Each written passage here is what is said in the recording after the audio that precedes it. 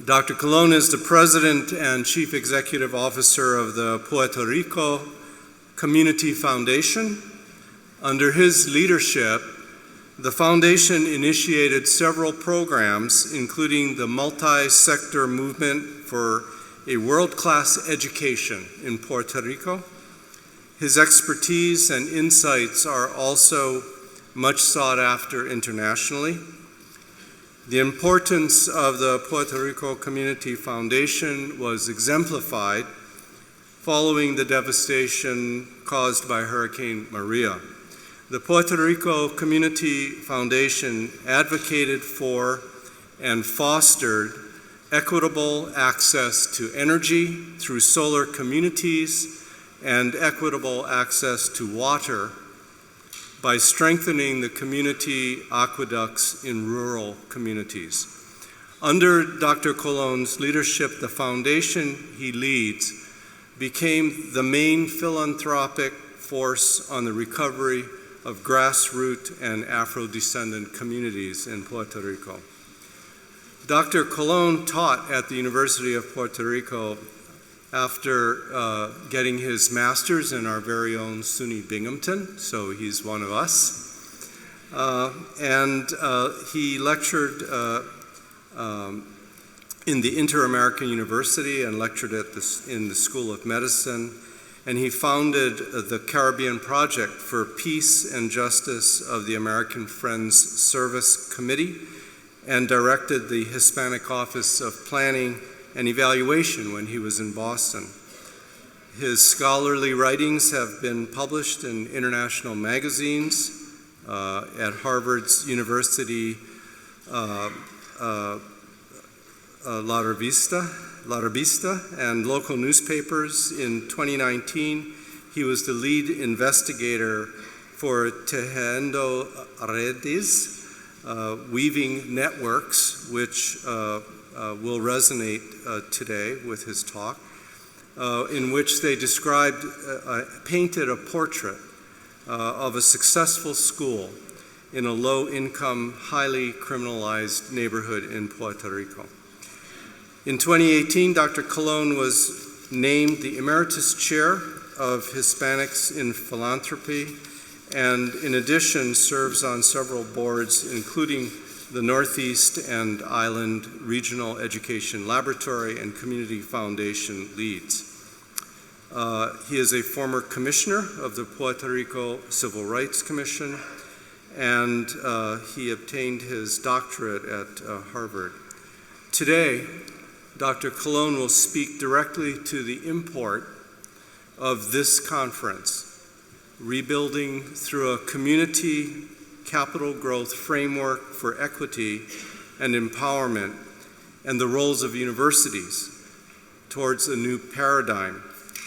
Educator, scholar, entrepreneur, philanthropist, and humanitarian. Please welcome Dr. Nelson Colon.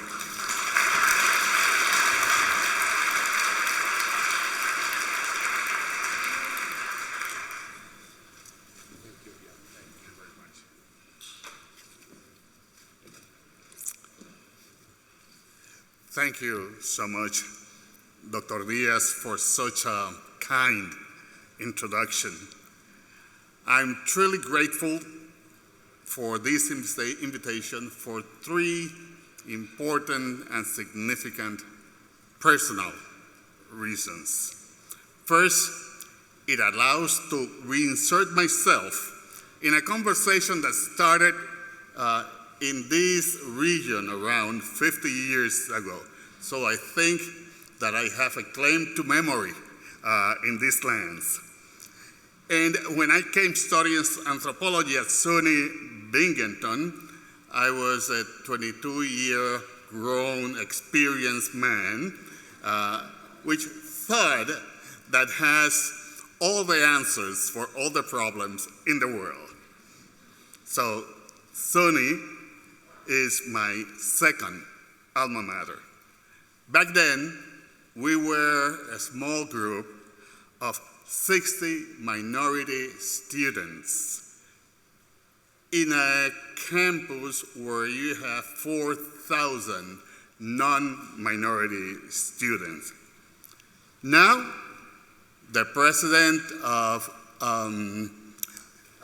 SUNY Albany, Dr. Javidan Rodriguez, is a Puerto Rican. So 50 years later, there has been significant changes. As President Obama once said, change takes time, but change happens. So I also want to recognize Dr. Jorge Haddock, who's here somewhere, who is the president of my first alma mater, the University of Puerto Rico. Greetings. I also, at every presentation I do here in the continental US, I take a minute to express our continued gratitude for the support we receive from people here in the States during dire times in Puerto Rico. And we need to say that, and we need to repeat that. We need to communicate in a very vehement way our gratitude, because it happens because communities came together. Puerto Rico, it's very peculiar. Puerto Rico, it's really composed by two communities. One in Puerto Rico, and the largest one here in the continental US. So, but those two communities are connected, are linked by nationhood. So, just translating from a song, even if we were in the moon, we will be Boricuas. So thank you all. Thirdly, I want to thank Dr. Marla Perez and Dr. Cecilia Ortiz Garcia, because I think they were the co-conspirator behind this invitation. And for me, it's an honor to be here. My mission today is to collaborate with you as a group of distinguished universities and institutions in the effort of building, and I quote, a new paradigm on how universities and colleges can improve the well-being and protection of communities vulnerable to extreme weather in the future. I accepted this invitation with a great sense and responsibility, because I truly think that there is an urgent need to shift from the paradigm of disaster response to community capital growth as a strategy for building equity. In my reflections today, I'll focus on the community capital framework. When we talk about inequalities and equity, always the lingering question is, and how do we do that? How do we address that? So there is a framework that we have working at the foundation that I'll be happy to share with you, but also I'll be addressing the role of universities in supporting the growth of community capital. In a way, this is an invitation to reimagine universities as instruments for community asset building, and paradoxically, disasters as a window of opportunity to narrow inequity gaps in our society. This is a very tall order agenda. Yet, it can be accomplished if we shift the paradigm of mitigating the impact of natural events to making community capital grow.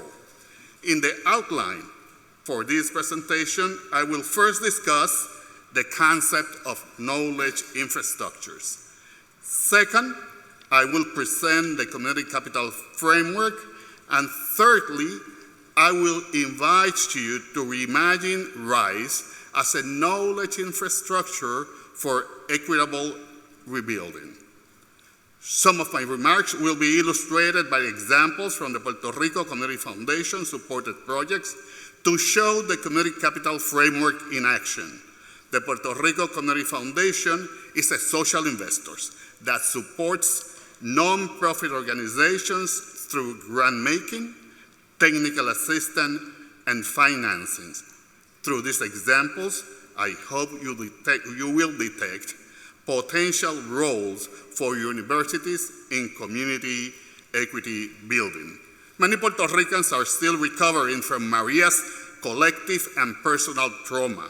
The 30,000 houses still under blue tarps, the unstable power grid, the pressure imposed by the Fiscal Management Board to collect an unpayable debt, the inaction of the federal government to disburse relief money, and the governmental incompetence and corruption those series of factors impose tremendous pressure upon us to find a quick response to people's needs. Yet, I advise it is not the moment for universities to rush to do things, but rather to pause and look at the wider horizon of equity building. Otherwise, in the next natural event, and this has happened in the past, we will land in the exact same place where we were before. In my lifetime, we have been through this 5 times already, and we keep landing in the very same place. So it is a challenge, it is an invitation to rethink the way we do things.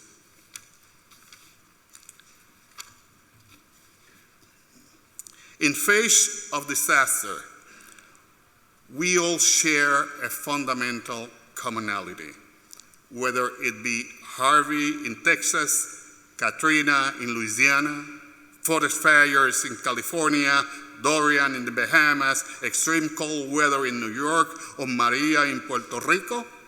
Vulnerabilized communities are hit the harder. Human lives lost, the social infrastructure destroyed, financial losses for small businesses, and the weakening of the social fabric in communities. In all likelihood, our common ground is the unveiling of inequities as natural and human events strike against the architecture of inequality. For this reason, allow me to briefly use the Caribbean as a backdrop for our conversation, not only because it is the hemispheric route for hurricanes, but also because the powerful concept of regional knowledge infrastructure emerged from the Caribbean experience.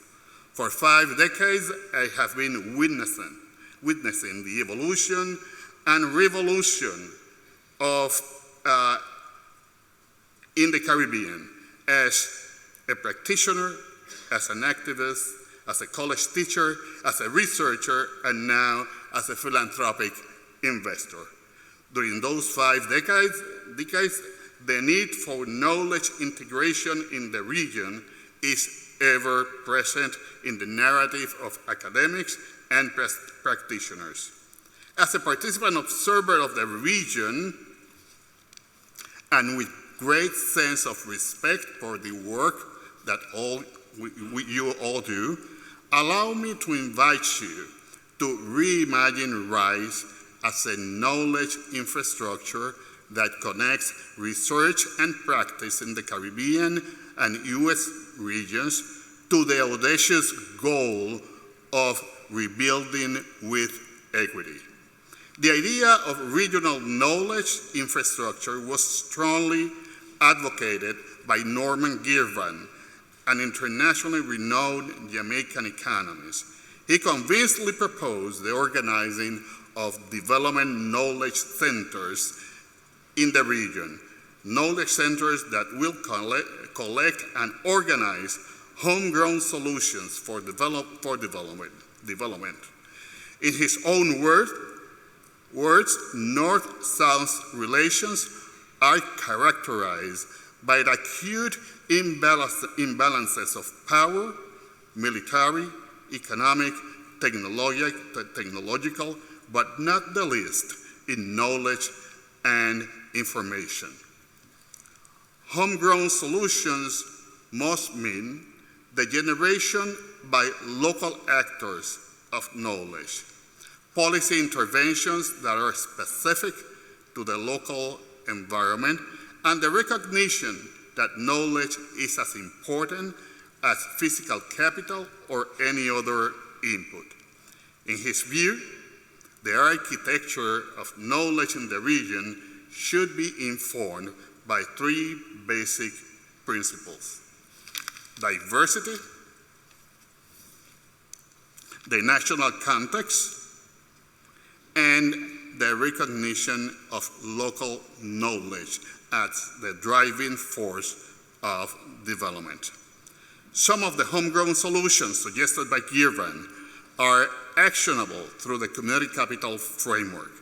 The need for equity building strategies in the region stems from historic and systematic processes of decapitalization, slavery, the extraction of precious minerals and raw materials, the expansion of colonial powers, austerity measures, among others.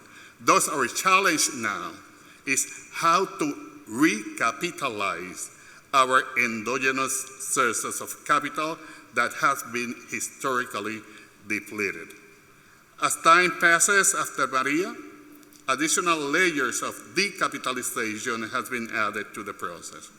One is, as we all know, the neglect of the executive branch of the federal government, the corruption structure that deviates resources from rebuilding and exhausts the capacity of many honest and committed public servants and limit their capacity to interact effectively with federal bureaucracy. And third, the relentless pursuit of the Fiscal Management Board to collect the unpayable debt. So those are the new layers of decapitalization in the 21st century. Given this context, homegrown solutions seems to be a highly promising route for rebuilding with equity in Puerto Rico. The Community Capital Work Framework is a set of equity building strategies that seek to propel self-development in low-income communities. It is composed of 6 sources of capital or assets: human capital, social capital, financial, physical, environmental, and cultural. In parallel, if you look at these 6 forms of capital, they are community-based engines to meet the United Nations Sustainable Development Goals. As you may note, this framework is more about community assets and less about liabilities, more about the creation of opportunities and less about social deficits, more about outcomes and less about processes. For this presentation, I will focus only on the first 3 forms of capital: human, social, and financial, since they are the cornerstone of the aggregated capital of communities. In our experience, the interactions of these forms of capital generates empowerment, self-reliance, and personal advancement. Then the underlying assumption here is that the growth of these sources of capitals in communities increases equity. And there's an interesting point there. And basically, when we think of inequality, we get used to the particular box where we live in. And then we see that as an abstraction. But the dynamics of inequality is, when you look at it in the concrete, you see going in that triangle, you see going up, tax credits, you see profits, you see the accumulation of social resources. And then downwards, which captures the news, downwards you see population where hunger is prevalent, diseases, you see school dropouts, and you see the social maladies we talk every day. So in that dual movement, we need to figure out how we develop a different architecture to rebalance the asymmetry between those forces. So in the context of the framework I'm proposing to you, equity has a dual meaning. First, equity as an act of fairness, where all members of society, regardless of ethnic origin, gender, sexual orientation, class, or any other diversity, have equal access of opportunity to social resources, economic resources, education, the arts, health, equal access to those very fundamental resources. The second meaning of equity relates to finance. That is more granular, that is more concrete. However, that equity, that type of equity, refers to the net worth of individuals or corporations. Simply put, it is the difference between what you own and what you owe. That is your equity balance. Those two meanings, equity as an act of fairness and equity as a financial valuation, are inextricably intertwined in the community capital framework. The framework emerged from the Puerto Rico Community Foundation philanthropic investing experience in more than 6,000 projects in low-income communities in Puerto Rico. As the foundation pursued the elusive calculation of the social yield of its investing, any person in the philanthropic field eventually needs to face the question, in exchange for the money invested, what are the gains? And we are very good at a foot dance around that and not answering that question. So we tackle it head on, and we basically came back and looked at a very dynamic design where the research question was, what is the economic return on the philanthropic investing made by the foundation?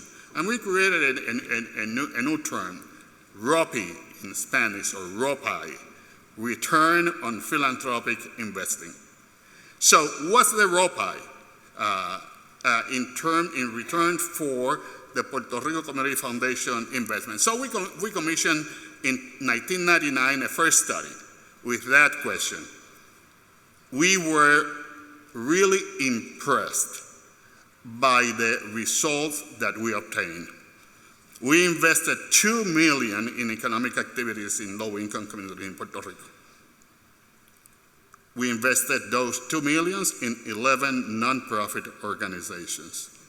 In return, they created 44 new businesses, supported 314 existing businesses, generated 129 new jobs. It was also estimated that the community capital increased in a proportion of 1 to 10. For each dollar invested in the community, the communities themselves leveraged that investment by 10. So the community capital was increasing, was growing from the bottom up. So basically, what I'm saying is that is a third approach to reduce inequity gaps. But then we said, and what about social yield? What is what is the return, the social return that we get in return for our social investment. In a second study commissioned to Dr. Blanca Ortiz, a social psychologist, she assembled an interdisciplinary team integrated by an anthropologist, an economist, an environmentalist, that I think she's here somewhere. She will remember that, and other professionals. The original question was expanded beyond economic yield, and then we were looking at social return. With great detail, the team depicted the route of community capital building in the Cantera Peninsula project in San Juan. Through several decades, the community built a sizable capital that included state-of-the-art community center, you can see it there, 283 affordable housing units, and a children's library. We learned that in order to generate community capital, at least 3 types of assets needs to be activated and interconnected: human, social, and financial assets. Allow me to illustrate the dynamics of these forms of capital through 3 examples from PRCF partners organizations. Let me look at human capital, and let me look at the experience of the Diego Vasquez School.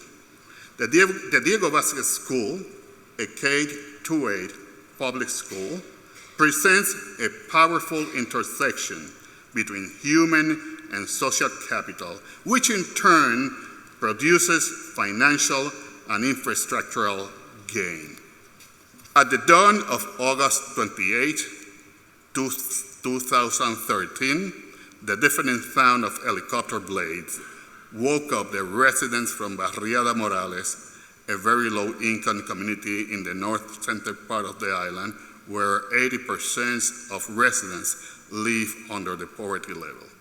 Police forces enter each house with search warrants, and at least 1 adult from each of the 187 student families was arrested. Children were left under the school care, while adults were visiting police quarters trying to find their relatives. The school became a safe place, a protected space, a respite. What is most striking about this story is that this is a high-performing school in Puerto Rico. That is the striking, very low income, highly criminalized, high-performing. So the Community Foundation hired a research psychologist to understand the school high performance in this highly challenging poverty and criminalized context.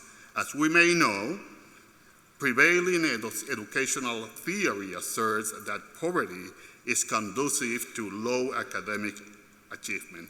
In this case, however, the most plausible explanation was the strength of the school ecosystem, which includes families, community-based organization, external institution, and the school team working in conjunction towards students' academic achievement.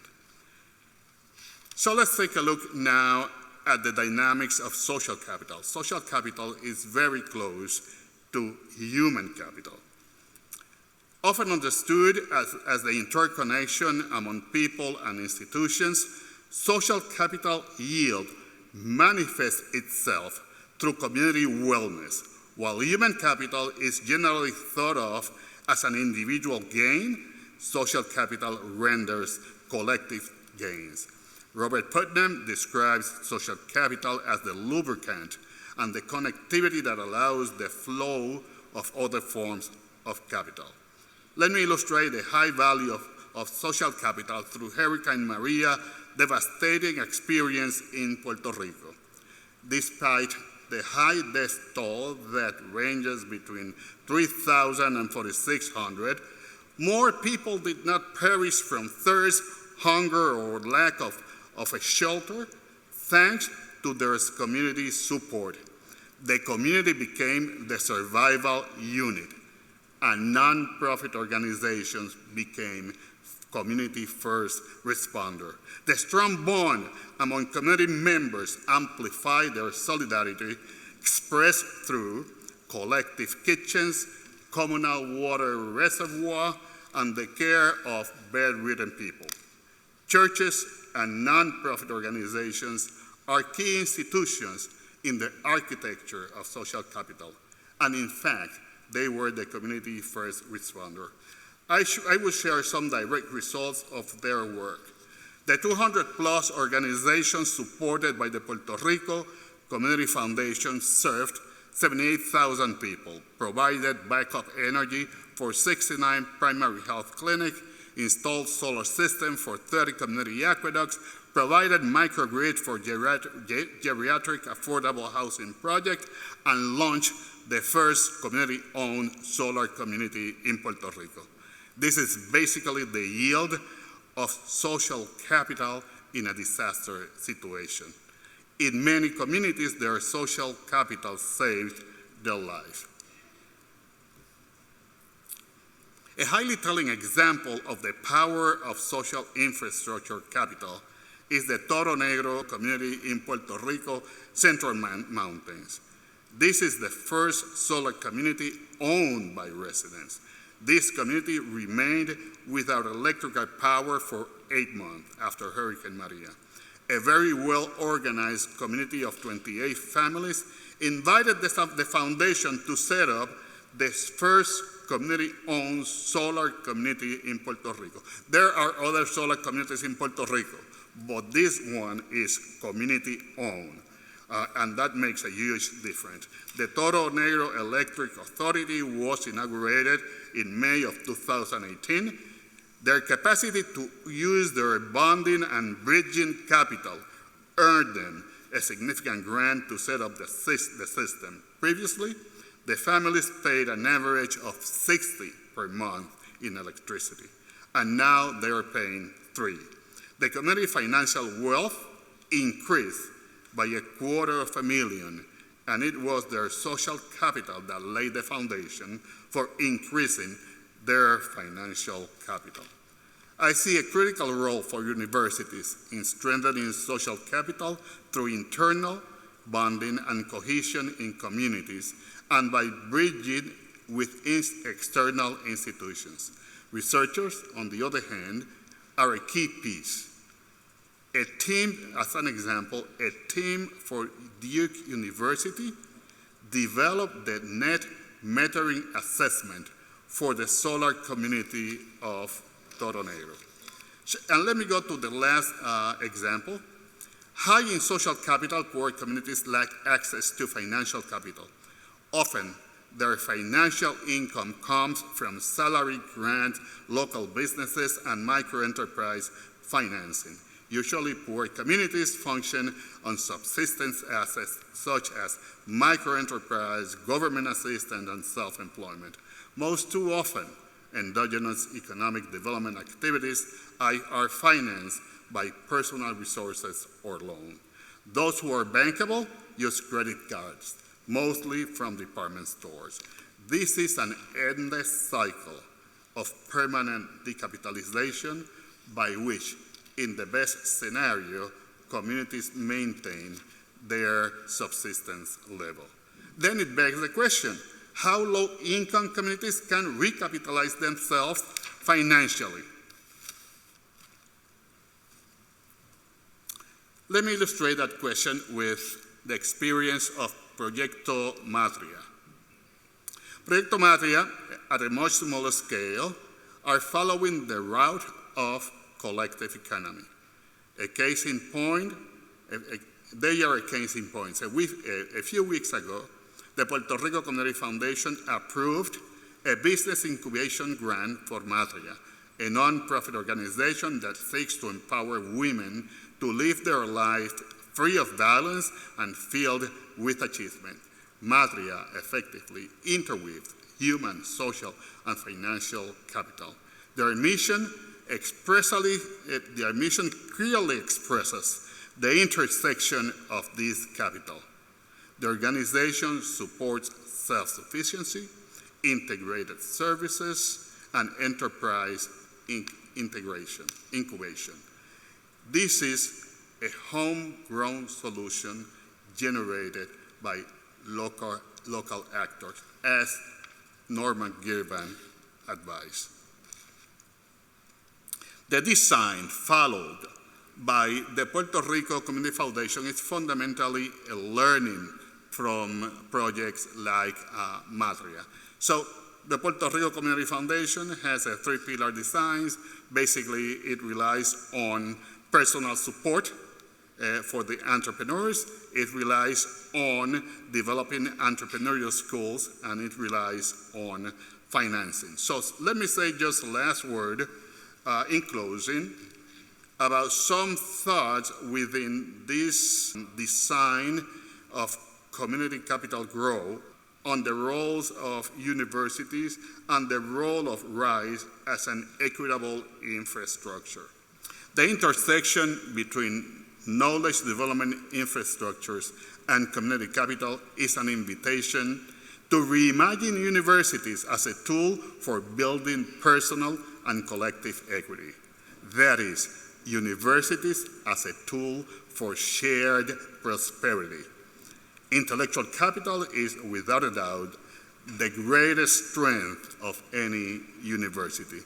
Along the same line, I invite universities to envision themselves as research and development centers for the growth of community capital. In the rebuilding effort, each university could become a knowledge platform for equity building in their respective context. I respectfully suggest that RISE can become a platform out of platforms for equitable rebuilding in the US and the Caribbean region. A platform of platforms that will be informed and enriched by their context-specific experiences. As suggested by Girvan, knowledge is as important to development as any other form of capital. The need of knowledge infrastructure for under-resourced communities has the urgency of now. More than ever, focused efforts on equitable rebuilding is needed as the inequity gap widens. With that sense of urgency, I'm sure that we all share Martin Luther King's audacity to believe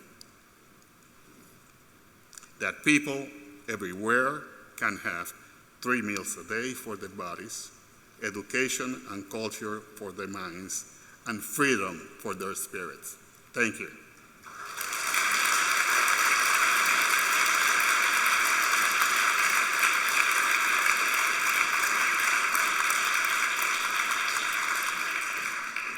Now I think we have time for a few questions.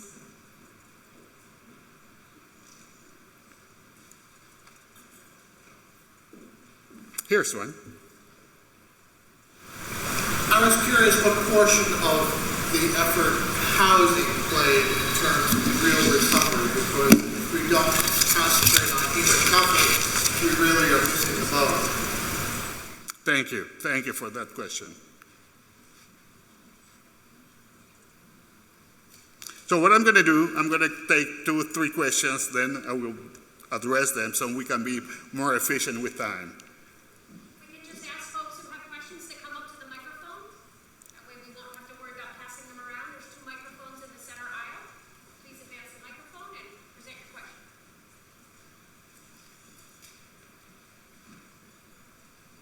In the meantime, I'll address this one. Yeah, housing. Housing plays a very important role. That's what falls within infrastructure. The Puerto Rico Community Foundation created an alliance with the municipality of Loíza and the Ricky Martin Foundation. Within a few weeks after the hurricane hit, we were already rebuilding houses. Those houses are way above what FEMA did in 1989. So they are solid construction with, according to code, they represent a significant improvement of what the community had before.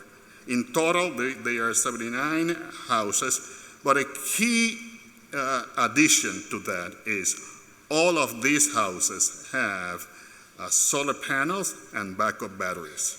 So basically the notion here is you will generate enough local capital so that when the next event strikes, you don't go back where you were before. So that's the fundamental notion. But housing was the key piece in this rebuilding effort.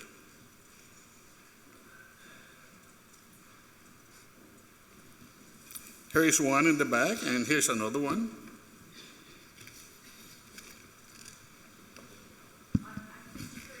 Who? Has anyone thought about removing the solar panels in the event you have another storm so that you can put them away? Are they removable so you can put them back up after the storm? I'm just curious.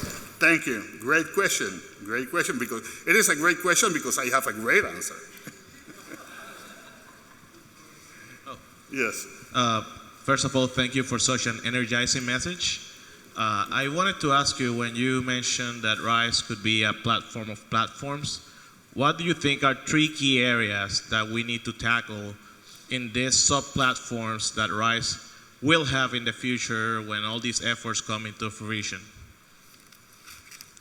You see, that is not a good question because I don't have an answer for that. Yeah, I'll take a shot at it. On the removing solar panels, we are training community people are being trained to do that work. So at the present time, we have enough warning in advance. So community people who are becoming the technicians of their system are ready to pull down the panels, put them under protection, and then after the event passes, go back and put them back up. The interesting part of that is that most of the people that are being trained are women. A large proportion of the trainees are women. Going to the question of RISE and a platform of platforms, I think what we have learned is that there are a lot of avenues for universities to enter in a situation like this. So basically, the suggestion is first to develop strategic framework to approach that strategic framework that could be shared with their local communities, but with the center platform as well. What do I mean by strategic platform? Who has great information about equity rebuilding on housing? Who has great information about equity rebuilding on economic development, which is, by the way, a critical area. If your economic infrastructure is destroyed, then it takes a lot of time to go back where to provide that kind of economic services. So who has enough information about health? Just take, for example, this critical issue about death in Puerto Rico as a consequence of the hurricane. 2 universities came to the fore, but that was pretty much after it happened. It would have been wonderful to think in terms of, which by the way, many agencies do that, think in terms of protection for human lives, basic measures, who to connect, hospital, community clinics, that very simple step that the foundation took, which was to energize the emergency rooms in community clinics. I mean, that is not astrophysics. That is so, you know, it's a no-brainer. If you have an extreme situation, you don't need air conditioning in a huge facility. You want your dialysis machine to function. You want your insulin to be refrigerated. There's very basic things that can happen. So what I'm saying is to reimagine in an event of equitable rebuilding, reimagine universities as knowledge centers that could be captured and shared once the disaster strikes. But the other part of that question, of that answer is, we need to always bear in mind that a disaster happened when the event strike on the inequality structures. It's the clash of those phenomena that creates what we call an event. So part of the role of universities could be to be a constant monitor of inequities in their communities. Did I get my check? Okay, good. Thank you so much.